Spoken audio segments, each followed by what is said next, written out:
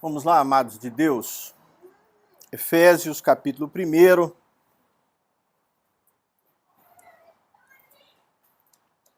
Eu vou ler com vocês os versos 13 e 14.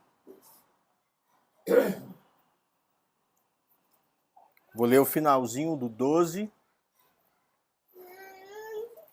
e vou fazer uma pequena revisão bem rápida do que já ouvimos até aqui.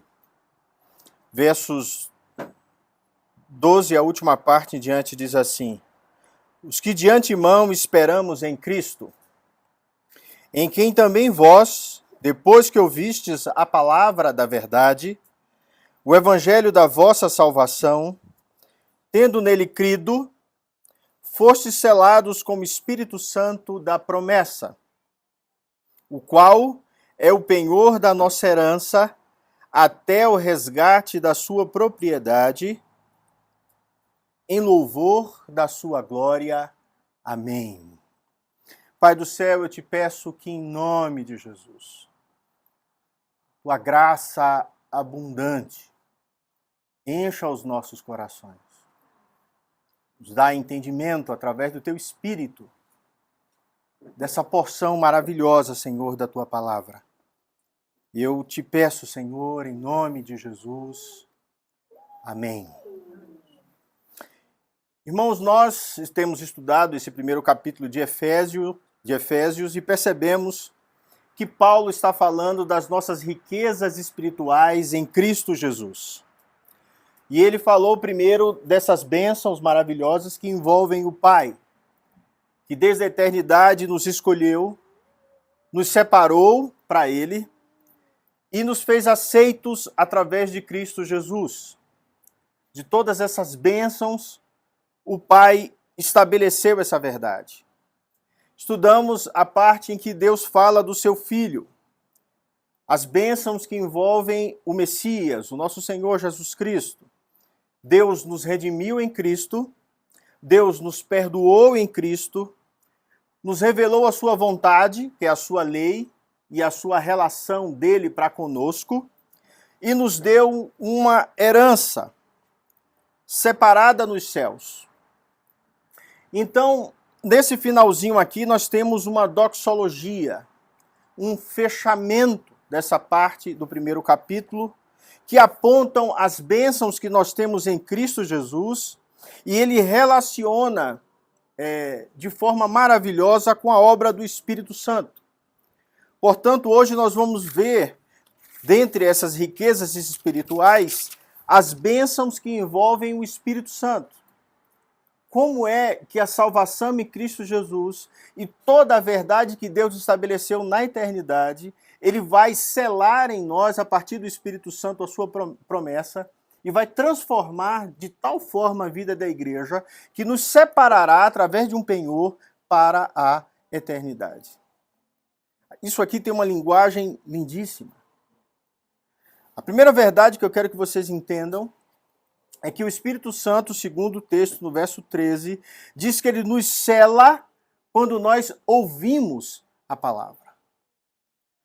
É a partir do ouvir da palavra, é a partir da pregação. O apóstolo Paulo, escrevendo aos Romanos, ele diz: como ouvirão se não há quem pregue? A palavra de Deus pregada dentro da história, ensinada na igreja, faz com que o Espírito Santo, dentro do coração do crente, nós não entendemos profundamente como isso ocorre, mas percebemos através da fé que é o Espírito Santo que revela a palavra. Quando o apóstolo Paulo diz que nós fomos selados com o Espírito Santo da promessa, essa palavra selo significa separação. E mais profundamente, no mundo antigo, o selo era símbolo pessoal de um proprietário. Se olharmos no passado, você tinha uma marca que representava aquele rei. E tudo dentro do seu reino tinha essa marca. Seja numa carta que vemos nos filmes, né? O rei tinha um anel próprio, em que ele derrama a cera e marca, fechando aquela carta, provando que foi ele de fato que enviou. Um decreto real tinha esse selo e distinguia entre aquilo que era verdadeiro e aquilo que era falso. Portanto, numa linguagem muito simples para a gente entender, aqueles que têm o selo do Espírito pertencem a Deus e são sua propriedade. E são distinguidos daqueles que no mundo não têm esse Espírito ou não conseguem discernir a verdade de Deus.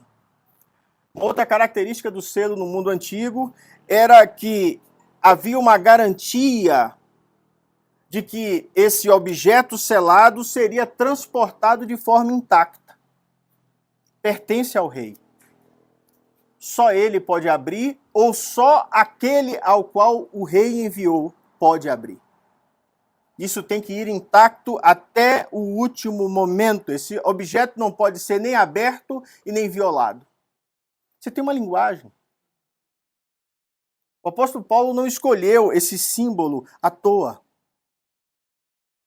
Significa que os cristãos não são transformados pelo mero sistema filosófico grego, nem nenhuma fábula, nem mito, nem nenhum outro ensinamento oculto. Significa que a única forma de selar e levar o crente dessa realidade que estamos para a eternidade é o selo do Espírito.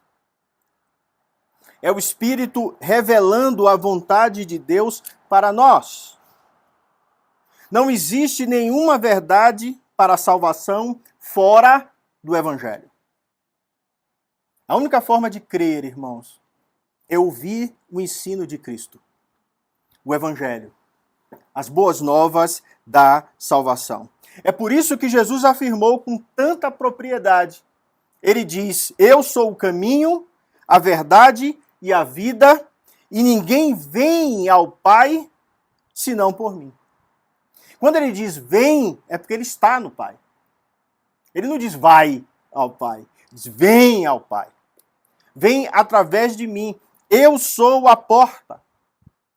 Ele disse: conhecereis a verdade e a verdade vos libertará. Quando o evangelho é pregado, todo o plano da redenção do Pai que nós estudamos no último sermão, e toda a verdade estabelecida na vida do Filho é derramada sobre a vida do crente. Observe que Paulo faz uma distinção no verso 13.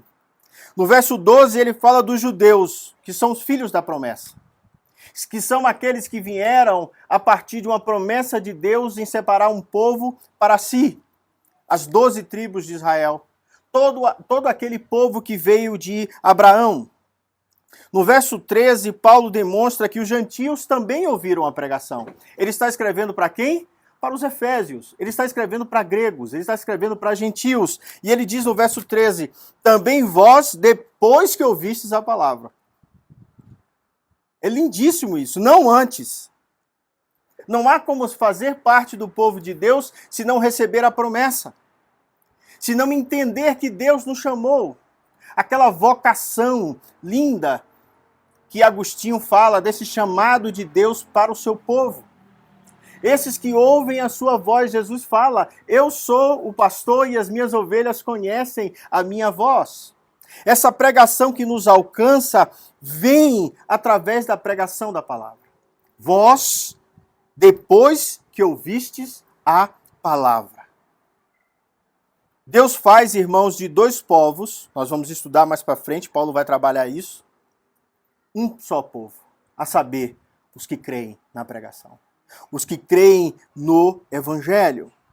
Segundo Paulo, o ensino aqui nos mostra que é o Espírito que nos habilita a crer. É o Espírito que nos abre o entendimento. O texto fala, somos selados com o Espírito Santo depois de ouvir o Evangelho. No verso 13, depois que ouvistes a palavra, eu faço questão de enfatizar isso. Não há outro caminho que não seja a pregação do Evangelho. No verso 13, ele fala, tendo nele crido, no Evangelho. Jesus corrobora, irmãos, com essa verdade, quando nos diz em João 17, 20, na sua oração sacerdotal, Jesus diz assim, e rogo não somente por estes discípulos que eu tenho agora, não somente por esses, mas também por aqueles que pela pregação da sua palavra hão de crer em mim. Jesus orou por toda a sua igreja que viria a crer. Jesus ora pelo que ele tinha, aqueles que já ouviram a revelação do Evangelho, e ora por todos aqueles que creriam. Uma linguagem de uma revelação bíblica que nós vamos estudar um pouquinho mais para frente, que é esse Deus que abre o nosso entendimento. Paulo, quando escreve aos Gálatas, no capítulo 4, ele diz, porque vós sois filhos. Deus enviou o Espírito de seu Filho aos seus corações, o que clama, Abba, Pai. Assim, você já não é mais escravo, mas filho. E por ser filho, Deus também o tornou herdeiro.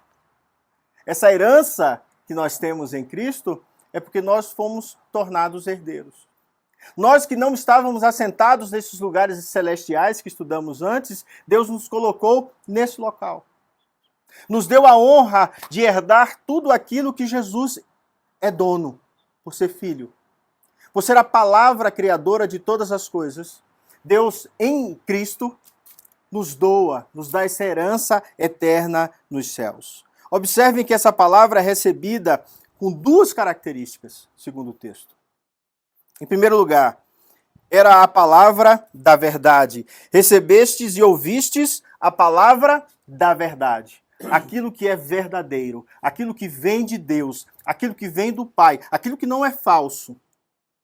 Aquilo que Deus dera ao seu povo no passado. A promessa que Deus dera ao seu povo de salvação chegou aos Efésios. A palavra da verdade que eles ouviram, a pregação do Evangelho.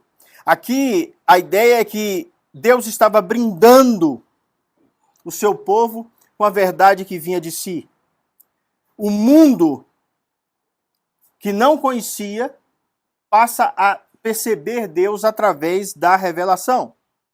E em segundo lugar, era uma palavra de boa nova. Olha como é bonito esse texto. Depois que ouvistes a palavra da verdade, a boa nova da vossa salvação. É uma notícia nova.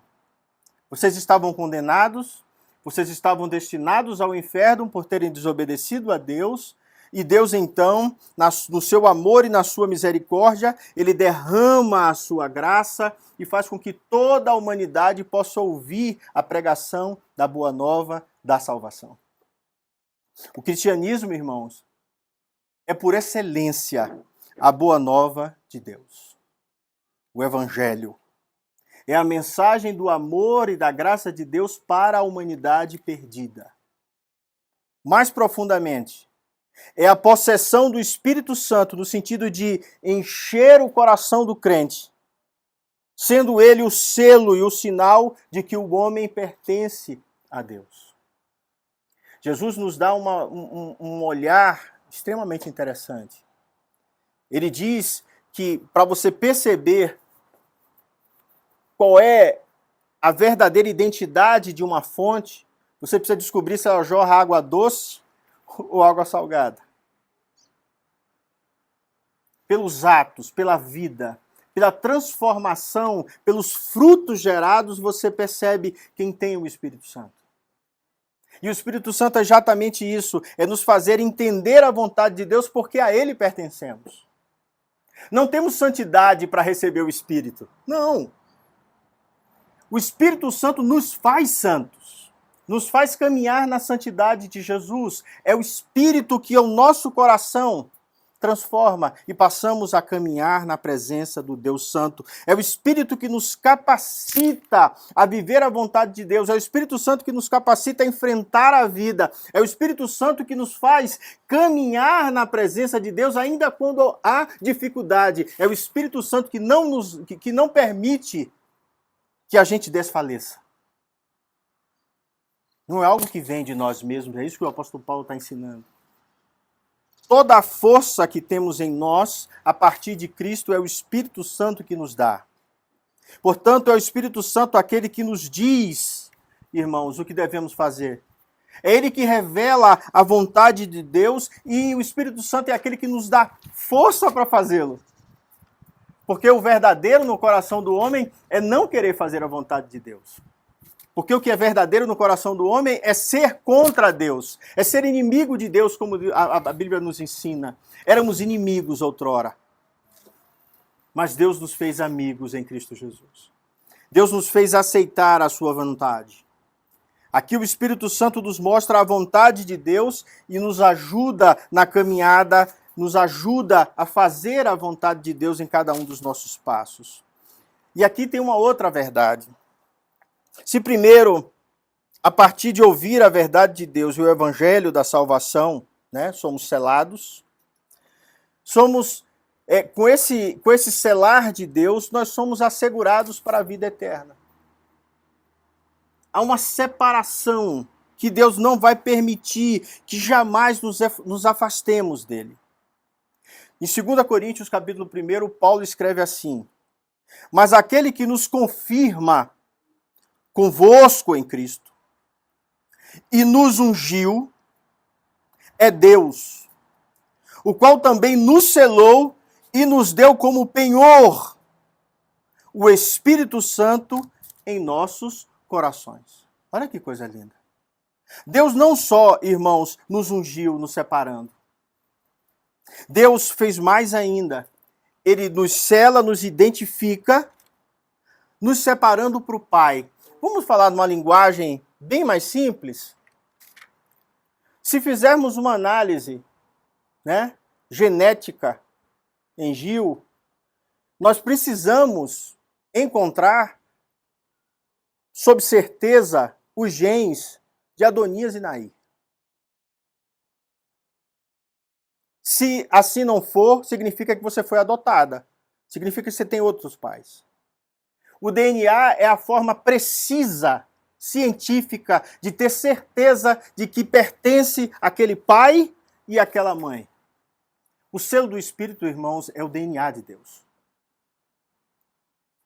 É algo que somente não há ciência que consiga revelar isso, a não ser a ciência de Deus. O entendimento de Deus. Deus nos separou para Ele. Todo aquele que tem um Espírito nasceu do céu, nasceu do Pai das luzes, nasceu da revelação da palavra e é filho porque pertence, percebe? É algo que somente Deus consegue ver. Ele olha e vê os seus amados, a quem Ele selou os corações e nos separou para a eternidade. De outra forma, quando somos batizados com o Espírito Santo ao ouvir a palavra, quando o Espírito entra em nossos corações e nos abre o entendimento e revela o Cristo. Quando ouvimos a palavra do Evangelho, irmãos, e fala que o Messias morreu no nosso lugar na cruz, só vai discernir essa verdade se o Espírito Santo, no coração, abrir o nosso entendimento. E segundo o texto do verso 14, essa é a garantia da redenção até a possessão, até o momento final, quando Deus restaurar todas as coisas, ressuscitar todos os homens e mulheres da terra, colocar à direita os que são seus, os que estão selados, e à esquerda, para a perdição, todos aqueles que não viram o Evangelho ou não o aceitaram, ou, mais profundamente, não receberam o Espírito. Não lhe foi revelado a vontade de Deus. E aqui a gente não sabe como é que isso funciona, né? A gente entende que Deus se revela, mas Ele se revela a quem quer. O texto fala segundo o beneplácito da sua vontade. Nós estudamos isso. Deus se mostra a quem Ele quer. Mais tarde, no capítulo 4, verso 30, Paulo vai falar que fomos selados pelo Espírito para o dia da redenção. Capítulo 4, verso 30 de Efésios. Deus nos separou para a eternidade. Isso precisa trazer uma segurança tremenda no nosso coração. Fomos penhorados. Você sabe qual é o pagamento da nossa penhora? O sangue de Jesus. Até aquele dia em que Deus há de redimir todas as coisas, nós fomos separados para Deus. Fomos colocados dentro da eternidade. O Espírito Santo, irmãos, é o Espírito Santo da promessa, segundo o apóstolo Paulo aqui nesse texto. Isso precisa ser entendido de duas maneiras. Primeiro, É o Espírito Santo prometido no Antigo Testamento. É o Espírito Santo prometido em Atos, aquele que desceria sobre o povo, aquele Espírito que vem sobre todo o povo reunido ali, em Atos dos Apóstolos, revelando a vontade do Pai. E também é o Espírito Santo da promessa do que está por vir. Qual é a promessa? Jesus, em João, capítulo 14, diz que iria para o Pai nos preparar lugar. Nos deu o seu Santo Espírito para que cumpríssemos a sua vontade e nos preparasse para esse lugar. Que lugar é esse? A Nova Jerusalém. Os céus eternos. Viver eternamente na presença do Pai. Percebam que essa promessa é dupla, né? Recebemos o Espírito e esperamos pelaquilo que virá. Toda a vida do crente, irmãos, é essa caminhada. E é o Espírito Santo que vai nos conduzir do dia da revelação, o dia que nós nos convertemos. No meu caso, foi dia 25 de agosto de 1996. Eu sei exatamente o momento que eu ouvi a pregação e que aquilo queimou dentro de mim de uma forma inexplicável. Eu não sei explicar o que eu senti naquele dia. Mas naquele dia, 25 de agosto de 1996, eu aceitei o Senhor Jesus Cristo como meu Salvador e há nitidamente uma distinção entre o João anterior e o João selado pelo Espírito, que cresce e que muda na caminhada e que depois decide-se por ser pastor e caminha ao lado do Espírito para estar nesse lugar aqui pregando. Muito longe de Paulo, né? Que Paulo foi um perseguidor da igreja, eu odiava os evangélicos. Deus é maravilhoso, né? Deus não só muda o meu entendimento, como ele me faz de mim aquilo que ele deseja que eu seja. E no meu coração é algo irresistível, para você também é. Porque Deus queima em nós o amor por ele. Ele abre o nosso entendimento e nos aproxima dele. E não depende de nós, irmãos. Isso aqui que é maravilhoso. Não é você que vai se manter crente até o final. Não, Deus te mantém porque ele te sela, ele te separa e ele te guarda. E te dá perseverança para você caminhar ao lado dele. Até o dia final da sua vida ou até a volta do Senhor. É ele que vai guardar você. É ele que separou você. Foi ele que cuidou de você. Observe que a palavra arabon, aqui, que é garantia, no original significa dinheiro que nas compras é dado como penhor, ou como um adiantamento assegurando o valor, que o valor total vai ser pago. O sangue de Jesus te comprou. Lembre-se que Pedro disse, tá? Não é dinheiro, nem ouro, nem prata, nada corruptível, mas a palavra grega significa o sangue de Jesus te compra e garante que o pagamento final vai ser executado no dia da volta de Cristo. Quando estaremos com o Senhor na eternidade. É a ideia de uma reivindicação legal por parte de quem detém o penhor. Só quem pode buscar foi quem pagou. Essa é a ideia. Quem pagou? Jesus. Só ele pode te buscar. Só ele pode não só ceifar a sua vida quando ele quiser. Ele pode ceifar e é ele também que te leva para a presença de Deus na eternidade. Não há outra pessoa que possa fazer isso e o que garante a nós isso é o Espírito Santo. Abrindo o entendimento do crente para a revelação do Evangelho. Fazendo-nos conhecer em parte o plano de Deus, fazendo-nos conhecer em parte tudo aquilo que Deus fez por nós, para que no futuro, no tempo oportuno de Deus, nós cheguemos à plenitude de todo esse conhecimento, de tudo que nós discutimos aqui na Terra. Quando olharmos na face de Jesus na eternidade. Quando pudermos abraçá-lo. Quando pudermos, como João disse, olha o que essas mãos apalparam. Sabe? Eu toquei nele. Ele é real, ele é verdadeiro. Quando olharmos esse Jesus face a face, quem nos garantiu isso, irmãos, foi o Espírito Santo. Nos possuindo. Pertencemos a Deus. Imagine que Deus quis fazer isso. Separou Israel, um povo para si, separou no mundo inteiro este povo para ele. E nos fez de tal forma, olha o texto comigo.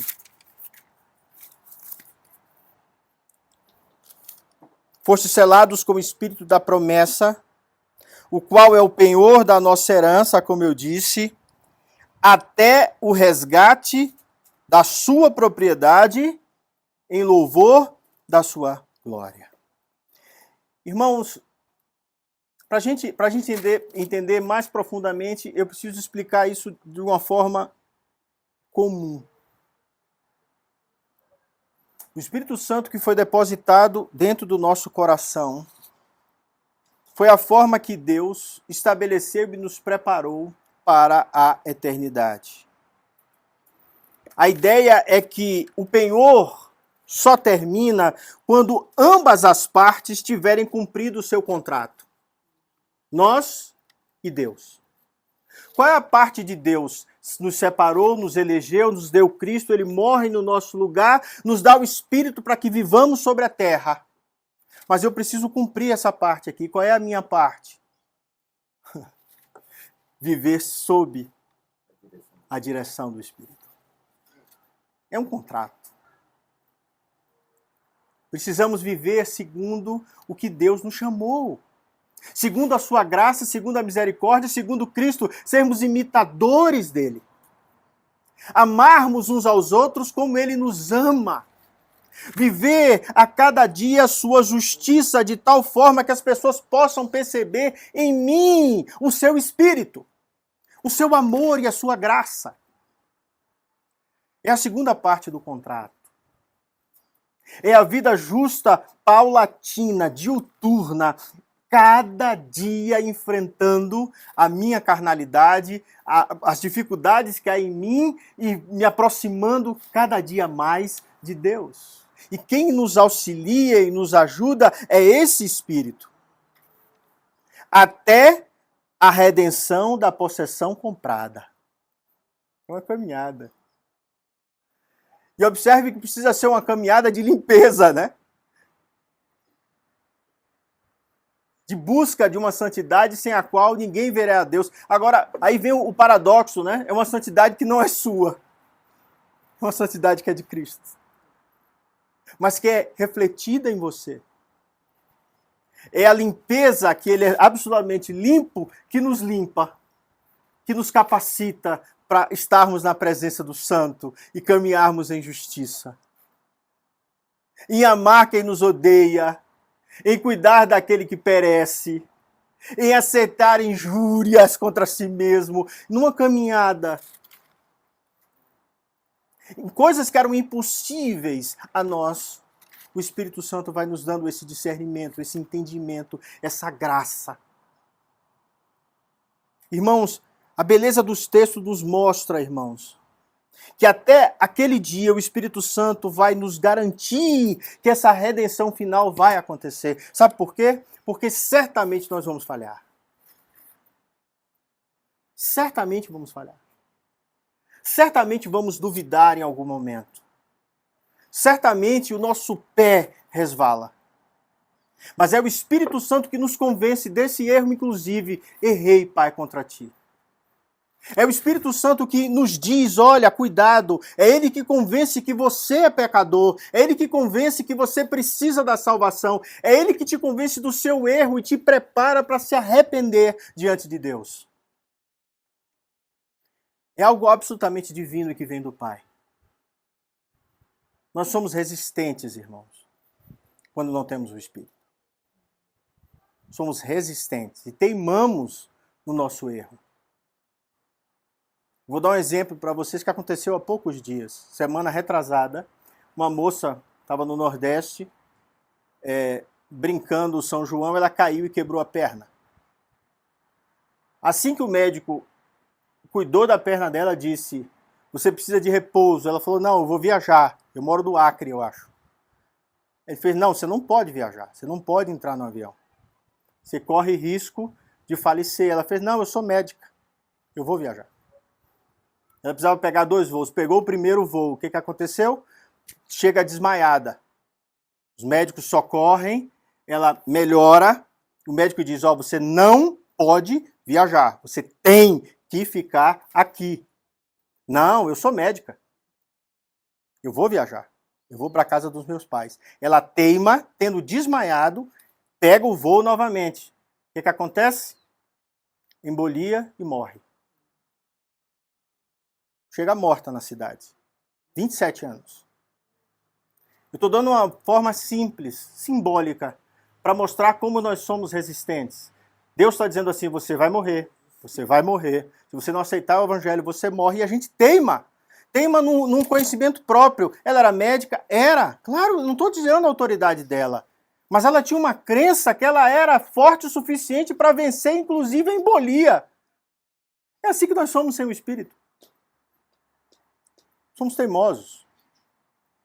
E o que enfrentamos é justamente a morte.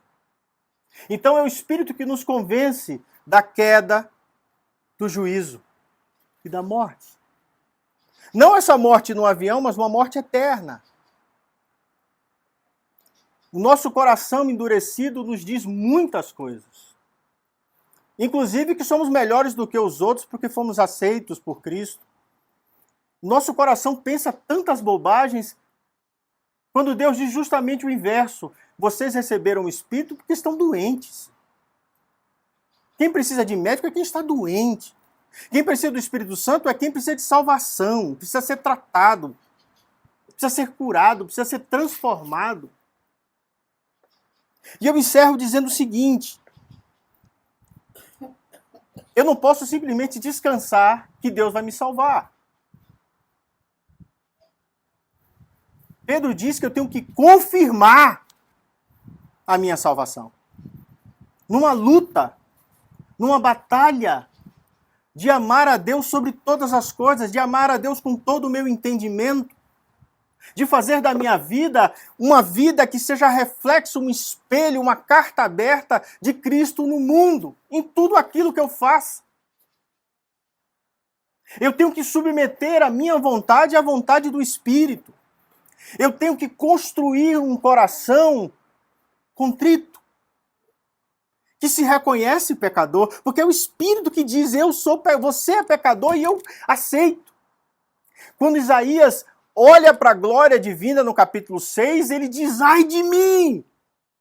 Só o Espírito pode revelar algo desse tipo, só o Espírito pode apontar em mim. Eu não aponto porque eu não sou juiz, eu não posso julgar. Mateus 7. Porque eu tenho pecado, mas o Espírito não. O Espírito é juiz e Senhor. Ele diz, você tem pecado e você se submete. E confessa. E esse confessar que é libertador. É esse confessar que nos purifica. É esse confessar que faz com que deixemos para trás a velha vida e vivamos novidade. Mas eu preciso me submeter ao Espírito. Nós vamos lutar, irmãos, contra o Espírito. Pode ter certeza disso. Todos nós vamos. Mas a grande notícia é que ele é mais forte. A grande notícia é que ele nos dobra. Como Deus faz isso? Irmãos, eu passaria horas falando de como Deus faz isso, desde o rei Ezequias a tantos outros como Paulo no caminho do Damasco. Mas Deus, ele vai tratar o nosso coração e vai nos garantir essa eternidade. Por que ele vai fazer isso? Ele encerra dizendo, em louvor da sua glória. Tudo que o Pai fez, tudo que o Filho fez e tudo que o Espírito fez é para louvor da sua glória. Paulo fala no verso 6, no verso 12 e no verso 14 do capítulo 1. Em tudo que Deus fez é para louvor da sua glória. Tudo que Jesus fez é para o louvor da sua glória. E tudo que o Espírito fez é para louvor da sua glória. E é por isso aqui que estamos no culto. Para adorar, para bendizer e para dar glórias com a nossa vida, com os nossos lábios, em tudo aquilo que somos, até a volta e a redenção final de Cristo. Bendito seja o Senhor. Vamos orar? Pai do céu, obrigado, Senhor. Obrigado por tua palavra justa e santa. A palavra da verdade, o evangelho da salvação que se achegou a nós. Ó Deus, o teu Santo Espírito aplique de forma maravilhosa e eficaz aos nossos corações a tua palavra. Que o teu amor, Deus, encha-nos de tal forma, Senhor, que desejemos ardentemente viver a tua justiça, o teu amor. Que isso seja visto, Senhor, em nossas vidas, onde quer que estejamos, onde quer que coloquemos a planta dos nossos pés. Obrigado, Deus, por esse momento na tua presença. Que a tua graça seja sobre nós, ó Deus, em nome de Jesus. Amém. Receber a bênção, queridos, e a paz e a graça do nosso Senhor e Salvador Jesus Cristo. Que o amor insondável de Deus, nosso eterno Pai, e as benditas consolações do Espírito Santo sejam sobre vós, irmãos, povo de Deus, aqui na Igreja Presbiteriana Comunhão, e sobre a Igreja de Cristo espalhada sobre toda a terra, agora e para todos sempre. Amém. Deus os abençoe. Amém.